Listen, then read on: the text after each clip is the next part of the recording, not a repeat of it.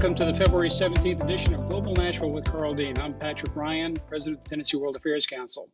Today we're going to talk about the international scene in Nashville with John Scannapieco. John is a partner at Womble Bond Dickson, US LLP.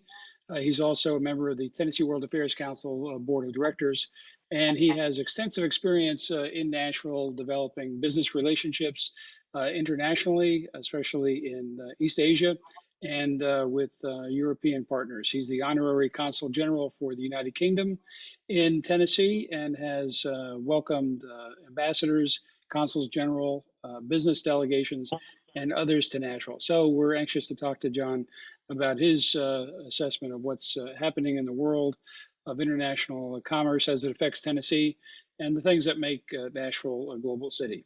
So John, welcome, and I'll turn it over to Mayor Karl Dean. Thanks, Pat. And John, welcome to the broadcast. It's good to have you back. Thank you, Mayor. So I guess I wanted to start off with just asking about your interest in foreign trade and foreign business. Where does that come from? How did you get involved in it? Sure. So my father was a serial entrepreneur, and when I was 14, we were living in Massachusetts, and he decided he was going to go start a new company down in Texas. So he moved us from Cape Cod down to San Antonio, Texas, and there's a little company called Santa Fresh that was liquid soap. They were like the first to jail alcohol, and he took that little company and took it into like 42 countries by the time they sold it. And as a kid, my father being first generation Italian born in the United States, he wouldn't take his distributors or his customers out to a restaurant to talk to them. He'd bring them to our house.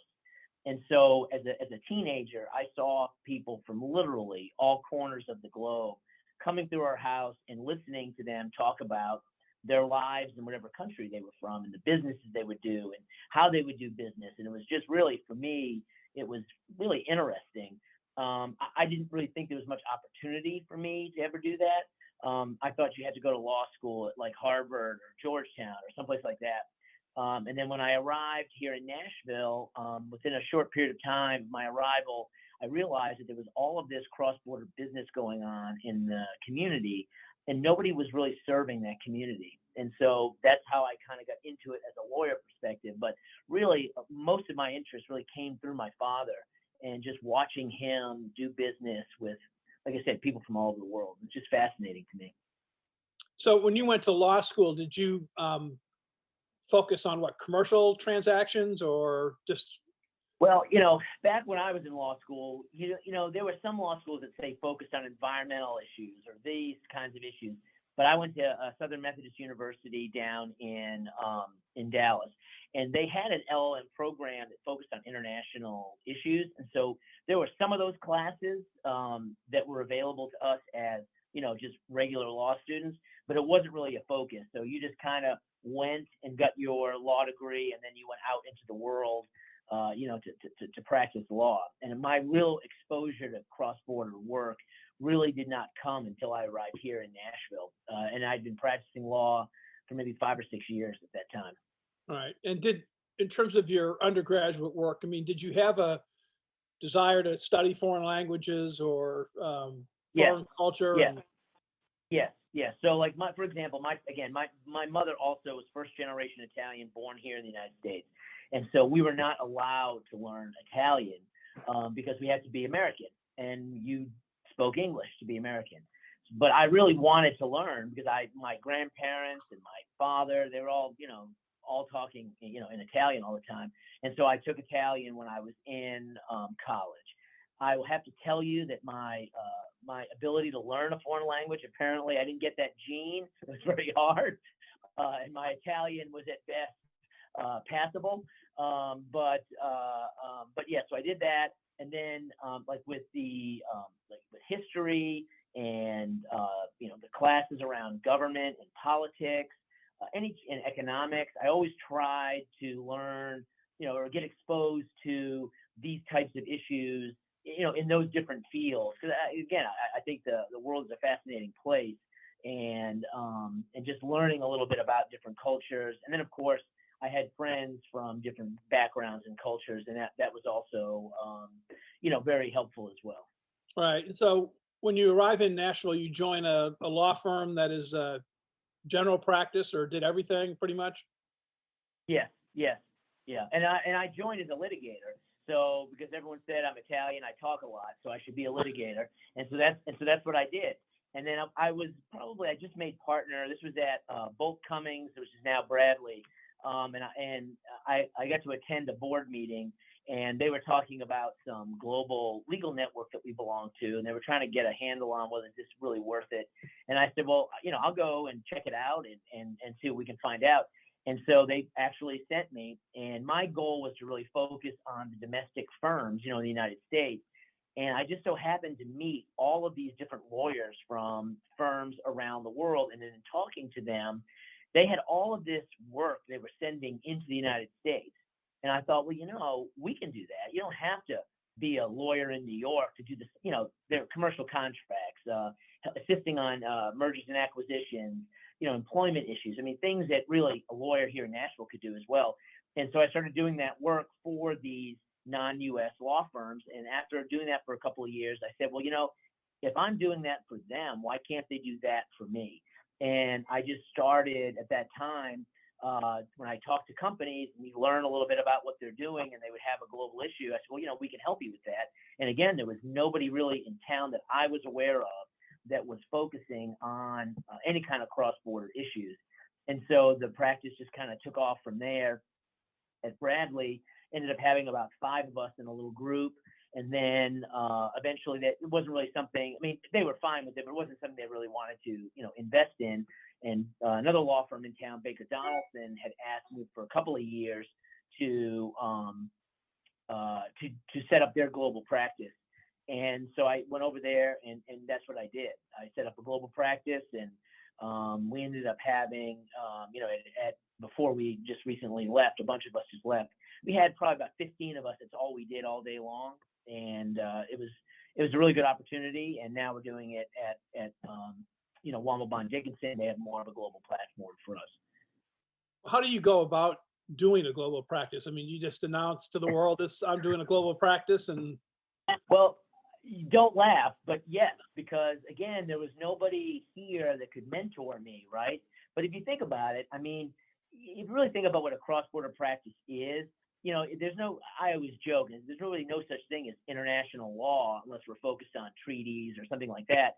Most of the time, like a business deal, for example, is going to be governed by the law of some country, Germany, or it's going to be governed by the law of some state here in the United States. And so, you just kind of do it and you start to learn. And then I leaned on all of these different people that I would meet around the world to say, I've got this commercial contract that I like. These are kinds of the issues our client wants to achieve within this contract. I've revised it to reflect that. Now, can you please look at it and make sure and help me localize it so it would fit, say, for example, the business practices, culture, and law of whatever particular country or province that we were going to, say it was in China or, something like that. And then I would try to stay as close to it as I could. So I would learn. So the next time I knew a little bit more and a little bit more and a little bit more. And eventually now I've literally worked all over the world. I'm never going to tell you I'm an expert in, German water rights or anything, but I probably know enough to be dangerous. But at least I know enough, hey, that's an issue, and let's go get that looked at. And now we have the resources in terms of people that we know in the government, in law, accounting, banking, literally all over the world. So if a business has issues or is trying to buy something, sell something, now we can really help. And one of the things that I think has been very helpful to me was the fact that all of these folks that I've gotten to know over the last now 25 plus years, they've really helped me understand the culture. Because, I think too often we wear our American lenses and we view everything through that American lens. But when you negotiate, say, a contract, I'm just going to use Germany as an example, but Germans communicate differently. They negotiate differently than we do. Not right, not wrong. It's just different. And I think that's really what's been the most helpful thing for me today, even if I'm not doing the law, but is when I see something or I hear something, I try now to view it maybe from the perspective of a person in that country and how maybe they perceive it and what that means to them, because I think it helps me understand maybe from the United States, maybe what we should be doing, how we should be reacting. And of course, that really translates, I think, very well in helping a client negotiate a business deal or help them maybe resolve a dispute, having that understanding. Okay. And really, probably an essential aspect of this is your ability to do this type of practice here in Nashville is dependent upon the city being a center for business that goes beyond national borders. And so as the city has grown and I guess the diversity of the business has grown here, it's probably been a good thing for you in terms of your own practice. Oh, I mean, yes, definitely. I moved here for the first time. It was the summer of 1989, did my clerkship, and then I came back in 1990. And, when I first got here, they thought, maybe just like you, when you first arrived, coming from New England, they thought we were foreigners, right? Yeah. And of course, when you see my last name, you're even more certain of that fact. And, my wife is a native. And so I was the oddity then, and now she is the oddity now, being a native, as all of these people have come into town from literally all over the world. One of my former German colleagues, we were having lunch one day, and he was just joking. We were talking about this very issue, and he said, yes, because, I have to be careful now. I used to talk to my wife all the time in German as we were walking down the street, and we would maybe, get a little catty about this or that. He said, I can't do it anymore because I hear so much German on the street. You know what I mean? So it's just, you're really starting to see now this inflow of people from not only the United States, but also from around the world, because this is a great place, to be. When I first got here, my goal was to be here for a couple of years and then really go back to Boston, where a lot of my friends were. But now, this is my home. This is going to be my 32nd year being here. And the city, every single year I since I've arrived, it just seems like it's getting better and better and better. And more folks coming from outside of the United States here. We hosted a dinner, oh man, must be 10, 12 years ago. And we had 6 different consuls general here for this dinner from different countries in Europe and other places. And I just remember sitting at that dinner thinking to myself, like, wow, when I first got here, I never could have imagined getting 1 consul general. And now we have, so many. And I bet while you were mayor, I can't even imagine how many you probably visited with who are now interested in this region because of the opportunities that it presented, not only for companies here to go there, but also from their companies to come here. So I think it's been a really good, good opportunity. And for what we do, it's great because this is what I love to do. It's business, either going out of the United States or then coming in. And so you now serve as honorary consul for the United Kingdom? And yes. What is that, and how did you get that position? And Sure. Yes, and so again, for what I do, I believe that if we work together, government, private business, working together, because we all have limited resources, we can do so much more. And so, any chance I had, I would reach out to the consuls general, and usually they're in Atlanta for our region. I would reach out and just say, hey, what can we do to help you maybe get to know our community better? And so I would work with the Israelis. I actually set up a cybersecurity conference in Atlanta for that. We've worked with the Canadians, the Brits, Mexico. It goes on and on. Again, just trying to get them to see our community. I think like I do, and like I think all of us on this webcast do. It's a really great place to do business. And just by doing that, I got a call from the consul general, I guess it would be 2 ago for the UK, asking me to go to lunch. We went to lunch. We used to do that every once in a while just to catch up. And he then said they were reconfiguring the role of the honorary consul. It used to be a lot of consular services like lost passports and things like that. He said, really want to focus more on trade and investment. And with my background, they thought I'd be a perfect fit. And then so I asked him, I said, well, you realize I'm Italian, right? I'm definitely not British. And he laughed and said, "No, you don't have to do that."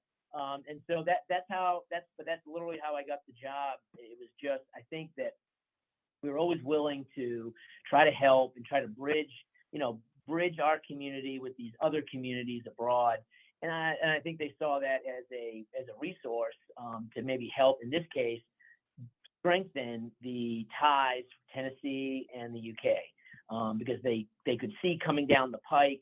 At that point, it was pre-Brexit, but maybe a free trade agreement between the EU and the US. And now, of course, we're working on the UK-US free trade agreement. And these relationships are so much more important. Yeah. And how much of your time does that take? Is it a real heavy commitment in time? No, I mean, it just depends.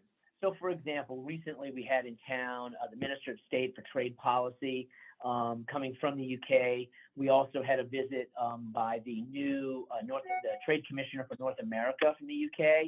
So they came, the Consul General came up, and putting those meetings together and the different programs we're going to do, that takes a lot of time.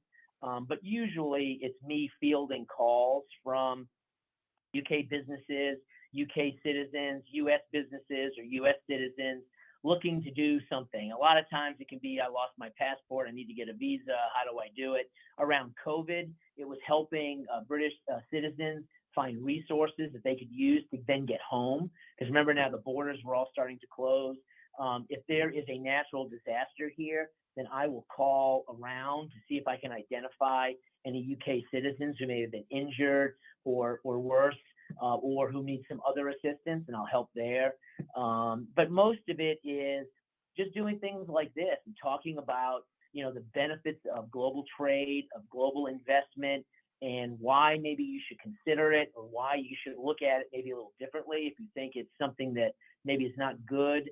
And then I just try to strengthen those relationships, make introductions. So it's working with the Nashville Chamber, it's working with the Tennessee World Affairs Council, really all the other groups in town, again, just trying to promote those, developing those relationships. So it's as much as I want to put into it, I think, but there are some days I get more phone calls than others. But Right. In terms of your own practice, and I guess what you've observed is, as honorary consul, has Brexit had a big impact on foreign English investment in the U.S.?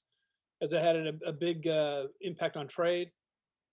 Yes, it has, because, again, if you think about it, if the UK is part of the EU, right, then the EU is making decisions regarding, who are we going to trade with, and how are we going to trade, all those relationships, and what are they going to emphasize in terms of, the EU as a whole. So now that the UK has left the EU, they are now able to determine what their own priorities are going to be. And one of their priorities, probably one of the more significant priorities, is strengthening the U.S.-UK relationship. I mean, we've been friends for, hundreds of years. It's been a very important relationship. It's one of our largest trading partners, but we can do a whole lot more. And now this has allowed the British government to really focus, and that's actually going to be a priority for 2022, is to really focus on, the states and developing those relationships. And because of Tennessee's, if you think about it, geographic location in Nashville and all that's happening here, this has become a focal point for the UK in really strengthening those relationships. Having that direct flight from Nashville to the UK is all very important as well. So Brexit actually has freed up the UK government now to focus on what it determines to be maybe more of a priority than, say, that was for the EU. And so I think that is really, at the end of the day, going to be much more of a benefit to us, because they really see, Nashville as kind of the new capital of the New South, right? And there's so much happening here, from technology, EV batteries, the financial services sector, all growing here.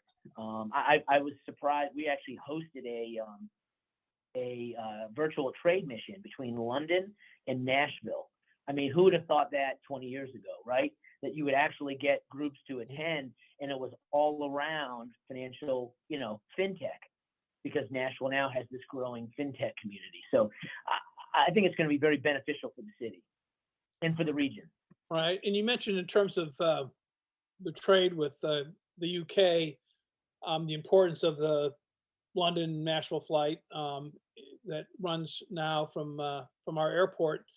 how important is the airport to the growth of trade and Nashville being part of that? Yeah, I mean, if you think about it, if you can't, there's that old song, you can't get there from here. If you can't get there, then no one's going to come because, at the end of the day, it has to be accessible, both from a cargo perspective and also, say, just from, the business community traveling. Tourism is also a big business. So if we can't get there, then I just don't think you would see the growth. I mean, look at Atlanta. Atlanta was smaller than Nashville. I think it's pre-World War II. They decided to put in their airport, and I'll say the rest is history, because it was easy to get to. You could get there. And I think as our airport grows and we want this community to grow, then our airport's going to have to grow with it. And hopefully we'll get more direct flights to other parts of the world, so that people will say, well, that's convenient for me. I want to go there and do business. Because, Nashville itself and even Tennessee has so much to offer, global business with our access to both UPS and FedEx. What Memphis has, was it 5 of the 6 Class A rail lines in the country? Nashville is intersected by 3 interstate highways. We have a lot to offer. We're access to the Mississippi River, which gets you down to the Gulf. You can go up north into Canada. So this is a great place. But if you can't get here, then you're going to go someplace else. So I think the growth of the airport is really important. Now, in terms of consul general offices, we have, of course, our first one is Japan, who've been here, I think, since '08, and it has been successful. Do you see Nashville attracting more full-blown consul offices, or? I had heard floating around that potentially Mexico was considering a consulate here, just to service the growing, community from Mexico that's in this region. I don't know if that was just someone, a little pie in the sky, or if that, there's some truth to that. I think it would be great. And hopefully we'll be, if we can do that, then maybe we can attract some more. I think it's really helpful if you have the consulates in your community, because you can service, your nationals so much better. They're more aware of what's happening, and then I think can be more proactive in figuring out ways maybe that the local community in which they're located, and also their communities back home can get together more, both culturally and on a business side. So I would love it. I jokingly, with the consul general, always am trying to encourage them, to open up a consulate here. But Atlanta is what it is. Again, it goes back to that ease of access, or can get home, and maybe we can get more direct flights. That maybe that opens up more. Yeah, yeah. What during this period of time with COVID and I guess the resulting supply problems we're having around this country and I guess globally, how has that impacted global trade for Nashville? Oh, I mean, if I could describe global trade in one word, it'd be, challenging in all caps and bold, because it really is, and I think it will be for the foreseeable future. Obviously, we still have a lot of COVID impact, right? We're short on a lot of goods. There's been a lot of money flushed into our system that now, people are using that to buy all sorts of things. They're working from home, or they're in a hybrid relationship, a hybrid working situation. And so again, that increased demand.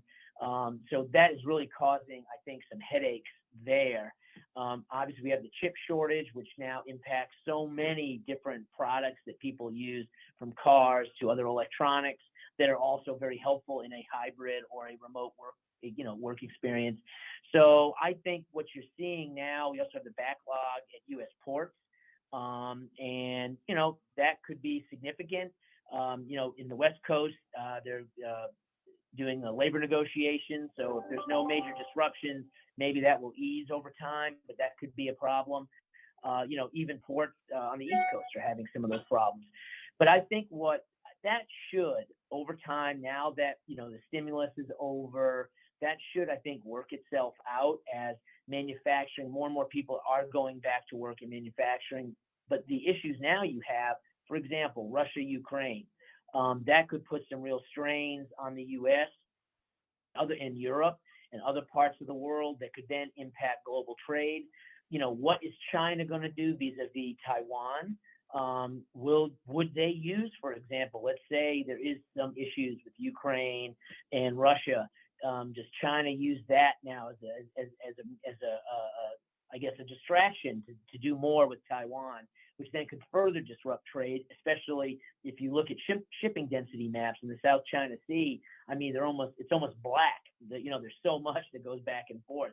So, I mean, these are going to be difficult times, I think. And hopefully as this Omicron strain kind of lessens around the world, hopefully that will be it.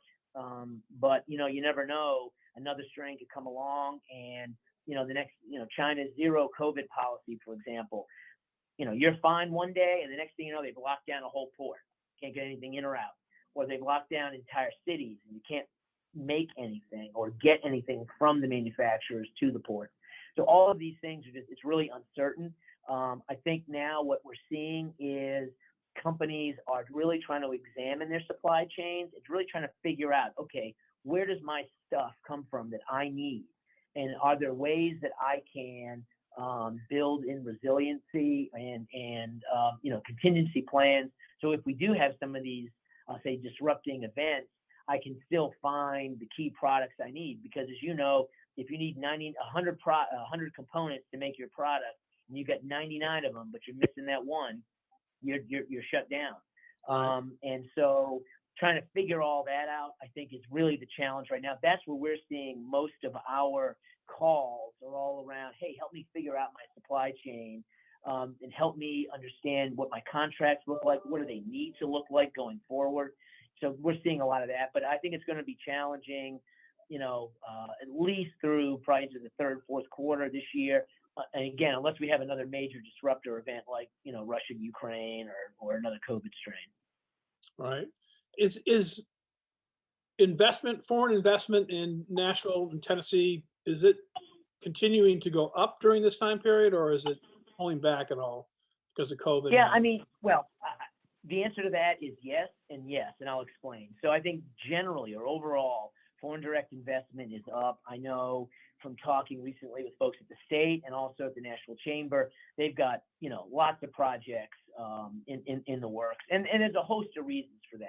Anything from the politics to just, again, as we talked about, if you look at it with UPS 2 hours up the road and FedEx 3 hours to the west, you can sell later into the day, and that just extrapolates into real cash over time and other reasons.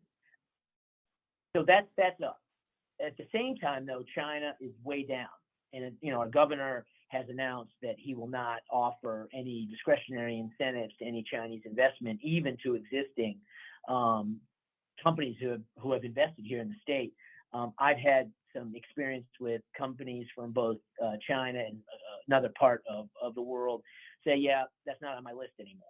So we may see long term, I don't know, some real impact. I was speaking with a government official from a European country, and he said this in jokingly, but the point was made. He said, how do you feel about Tennessee becoming the new Saudi Arabia? And at first I was like, what are you talking about? And then he explained, and I said, oh, come on, that's an exaggeration. He said, yes, I know. But, these policies now are becoming known around the world, and I think that could have some real problems down the road. So, for example, when you one say of the the things new Saudi Arabia, I mean, is that a reference to Saudis not allowing or aiding investment in Saudi Arabia? Well, it has to do with more of a religious litmus test to everything coming at the state level, it seems like. And then you have, one of the things that has really made this state a popular destination for companies is the fact that folks are just moving here. They're not, it used to be like when my folks or even my generation, you didn't move to a city unless you got a job in that city, right? You got the job, then you moved. Now people are coming here because they really like it here. It's a great place to live. But if those young people find, that's just not for me because of some of these issues that are going on politically in the state. That could then also serve as a detriment to companies also located Right. here. Because if the people aren't here, I'm not going to come. I mean, I'm going to go where the people are. I need to fill my workforce. So, you know, I'm not telling you my politics in any of this. I'm just telling you what I've been told, what people Right. have commented on, and that concerns me because, you know, this is my business too, and we all want to see Right. this community continue to grow. So Well, it's I an mean, issue. that issue could be on both the national and international level, that businesses are going to move where people want to work and live and talent goes. And if there's a sort of a negative perception about the social environment, then that's going to hurt you. Now, Definitely. Yeah. and both internationally and nationally. And so in terms of, you hear the phrase all the time, direct foreign investment. Like this is something we all want. I mean, what is meant by that phrase, and do we all want that? Yeah, well, I mean, you know, so for example, I'm a company in France, and I want to set up some kind of operation here in the United States. So, you know, well, I want to do business in the United States. There's lots of ways you can do it. You can retain agents or distributors. You can sell online. You can buy an existing company, or you can set up like your own company from, I'll say, scratch. And so, you know, I look at foreign direct investment as that. As, you know, I'm going to come and I'm going to set up a distribution center. I'm going to set up a sales center. I'm going to set up manufacturing here. Either when I say greenfield, meaning, you know, literally there's a pasture out there. I'm going to buy some land and I'm going to build something, or a brownfield investment where there's an existing, you know, place it's empty and I'm going to come in and, you know, fix it up to make it mine. That's what we're talking about. And for me, that's my definition. And I believe you want that because, again, yes, that's a French company, but that French company now is going to invest 10 million, 100 million, $1 billion in our community, right? Which and employ 50 people or 1,000 people, and they're going to get paid, and those people are going to spend money in the community. They're going to pay taxes in the community, which then helps, as the former mayor, you know, those tax dollars then can be used to improve education. They can be invested in affordable housing, transportation, you know, all things that cities need in order to continue to grow. Again, if you're not growing, I think you're dying. And so I think it's really important to attract that foreign investment. First of all, I don't think there's enough capital in the U.S. to just, you know, continue the U.S. economy to continue to grow on its own. We need that foreign investment into our country, plus bringing a diverse, you know, a more diverse workforce into the community. I think only then helps our community by bringing these different perspectives I was talking about. You know, when I was a kid, everyone lived about 60 miles around Providence, Rhode Island, because that's where my family was from. You know what I mean? And nobody went beyond that. When my father moved to Texas, you would have thought we moved literally to China. They couldn't believe it.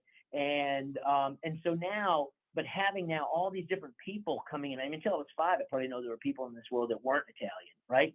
And so now having all these people, it makes the city better. I mean, from food to music to just different perspectives on life and everything, it just makes it better. So I think that really helps our community. So to me, foreign direct investment is very positive, creates jobs in our community, tax dollars, tax revenue, and then I think just broadens the overall, you know, education of the community as to, you know, there's a great world out there and you should go try to experience it. Right. Good way to put it. Long-term, optimistic, bullish on Nashville? Oh yeah, I mean, for all the things we just talked about, you know, if you think, like I said, I mean, if you look at this community from the creative class that's here and how that, you know, most of them were songwriters and musicians, but how that skill set is now translated into, you know, different technology, whether it's, you know, coding or other types of, you know, creative stuff within technology. You have, again, the access to FedEx and to UPS, which again allows for you to sell later in the day. So, you know, that's great. You want to come here. You have all these universities, a skilled workforce, while land is not as cheap as it used to be. You can still find, land that would support a business. I think that's going to be one of our challenges, though, is affordability. If people deem this to be too expensive of a place to live, then again, going back to a point we were talking about earlier, they don't come, they choose someplace else. And so we have to work on some of those issues, because it's great that, I think of some neighborhoods that when I first moved here, especially like you go to the Station Inn, you'd park and literally run for the door. You know what I mean? And now look at the Gulch. I mean, it's amazing. I mean, my new office is in the Gulch. I never would have thought that.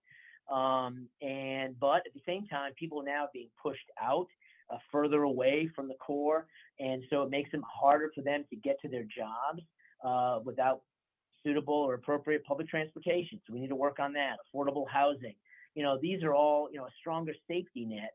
I know that, these are all things I know you were working on as mayor, because there's that symbiotic relationship. You need business to be strong, right? And that's why I think you'll see Nashville continue to grow. A lot of strong businesses coming here, but as they grow, what do they need? They need employees, and employees need access to healthcare. They need education. They need all these things. So hopefully we'll be able to get those things to marry up a little bit better. And I think if we can do that, then I feel like my kids and their kids will have a future here, in the city, because I think we've just now scratched the surface as to what Nashville really can be, vis-a-vis the rest of the United States and really the globe. Yeah, great. Well, thank you for this conversation. I really enjoyed it. Pat, do you have any questions you want to ask or any comments? Yeah, Mayor Dean, if I just get a couple of questions in here. John, one thing, fintech, tell us what that is, and also talk a little bit more about the importance, the impact of Japanese businesses in Tennessee. You talked Sure. about the new Consul General, Yuichi Matsumoto, is here replacing Consul General Fukushima. But, from end to end, Tennessee has over 200 Japanese businesses. So they're the biggest FDI investment here. And just touch a little bit on what that means to Tennessee. Sure. I remember when I'll give you like an analogy. So I remember in high school. And I apologize for missing in the introduction that you're a former chairman of the Japan American Society of Tennessee. So you have additional insights. Right. Yep. So, my analogy, so remember chemistry class, you'd have a test tube of a solution in it, right? And you drop that one little thing in and the whole thing would crystallize. I believe the Japanese investment was really the catalyst for what we see today in terms of overall the global growth and the strength of our economy, in this state. When Nissan decided to put their plant here, it just really changed the conversation around what Tennessee was. Growing up in New England, I have to be honest, country music, that's all I knew. And I didn't give it much thought. But as now time has gone on, the Japanese have really made a commitment to this state. And it's something that I think we should appreciate more, because I think they really have done a lot of good for us here in the state. And they introduced some communities. This is probably the first person they've ever met from outside of, Tennessee, or definitely outside of the United States. And again, opening their eyes to, hey, this is pretty interesting, who these people are and what they eat and how they talk and what they like. So I think that's been really good for the state as a whole, and also will continue to be, for the foreseeable future. And so with respect to fintech, I guess I look at it as, really any technology in the financial services community. So for example, Alliance Bernstein, is somewhat of a fintech company. There's a new UK company that has arrived over the last year, a Smart Pension. They're basically a technology company. They, in the UK, you have a mandatory participation in retirement plans. Here in the United States, that is something that we've been trying to get, right? So, so people have a safety net when they retire. Passage of a law, I want to say maybe it was in 17, 18. So small plans, small companies will have to have these plans. They have a platform that will allow that to happen. And so, something like that. Oracle will also be, will be providing technology to be used in financial services. So I think you're starting to see now more and more companies. This used to be maybe at the most a health tech place, right? The HCA right down the street. And you're starting to see now a broadening of what is the technology that's in this community. So fintech, medtech, I don't know what the term is for hospitality technology, but right around Ryman, and all of that. But, around tourism and the technology that's used. And logistics tech is also something that's really growing. And if we go down to Memphis, ag tech is huge. I mean, it's a really big, if you remember, Governor Lee talked about trying to create like the next Silicon Valley, but not in the sense of what Silicon Valley is, but focused on agricultural tech. And so you have that as well. And I know like Ted Townsend down in Memphis doing economic development, that's one of their areas of focus, also around, med device and that technology. So technology is becoming something, I think this community, you never would have thought about it. You would just thought about music and, HCA and some other big companies. But, you're seeing now that with the Shurian here, Amazon's logistics center of excellence, EY has an innovation center here. Technology is now finding Nashville to be a really good ecosystem for it to grow. And you mentioned a number of these companies, Alliance Bernstein. We have Cat Financial International. These are international businesses that found their way to Nashville, and you can probably you probably wouldn't be able to connect the dots with the Bridgestone headquarters downtown, but certainly that was one of the first footprints downtown, and now we have all these other companies. What does that mean to the energy and the financial power of Nashville to have all these companies move their headquarters and major operations here? Well, I mean, I think it's great because typically these headquarter companies, the jobs are much higher paying.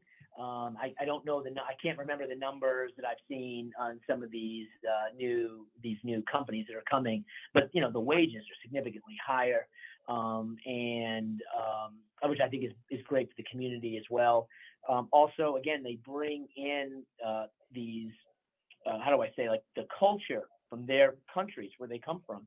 They're bringing people from these places, from their home countries into Nashville, which again goes to this whole thing about broadening people's horizons to say, wow, I look at my neighborhood, I've got people from Turkey, India, Japan, because we're kind of close to Nissan. I mean, my kids have gotten to grow up with folks from all over the world participating in these folks, their cultural events and religious holidays and whatever they have. And I think it's been great for them. So I think it's good for the community, but also it's like anything else, right? You see Shurian here, you see Bridgestone and Nissan and all these companies here. And, you're a big company looking and you're saying, well, if they're there, must be a reason to go there. I'm going to go check it out. And when you get here, how can you not like this place? I mean, it's just a great place. You're living in a big city, but not really. I live in Franklin, and some days in the summer, I'll throw my fly fishing stuff in the back of my car, and I'll just stop, change right there at the little, the Harpeth, and go in there and fly fish for a little bit, and I'll go home. You know what I mean? Kind of deal. Where can you do that? I mean, it's awesome. Or you get the Titans or the Predators, or now the soccer, which is great because that's opened up sport, I think, to a whole new community. So that's been wonderful. So, I mean, I think at the end of the day, you can't help but see those companies coming here and you say, I want to be part of that, because clearly there's something happening there that is worth my time to at least check it out. And like I said, the folks here, whether it's the Nashville Chamber, the State of Tennessee Economic Development, or down in Memphis or up in Knoxville, wherever, Clarksville, all these folks do such a great job of selling this state and this region. I think it's just a wonderful place to be. I was asked the other day, where would I live if I could go anywhere? And I'm like, I've been everywhere, I feel like, and I want to stay right here. I love it here. I got so lucky to come here, like I said, 32 years ago. So I think it's a wonderful place. Well, thanks for sharing your energy about Nashville, John. Mayor Dean, any last comments? Nope. Thank you, John, for everything. Yeah, thank you. I appreciate it. Thanks, John. Again, this is Global Nashville with Karl Dean. Thanks for joining us today. We've been talking with John Scannapieco. He's an attorney, a partner in Womble. John, help me out here a second. Womble Bond Dickinson, Bond. LLP, US LLP, Womble Bond Dickinson. Beg your pardon. He's also former chair of the Japan American Society, honorary consul of the United Kingdom to Tennessee, and a member of the Tennessee World Affairs Council Board of Directors. Thanks, John, for your time. And let me also remind everyone to check the youtube.com/TNWAC YouTube channel for all of these Global Nashville broadcasts and much, much more. And we ask that you consider becoming a member of the Tennessee World Affairs Council or making a contribution. You can visit tnwac.org. That's it for today. Thank you all for joining us and have a good day.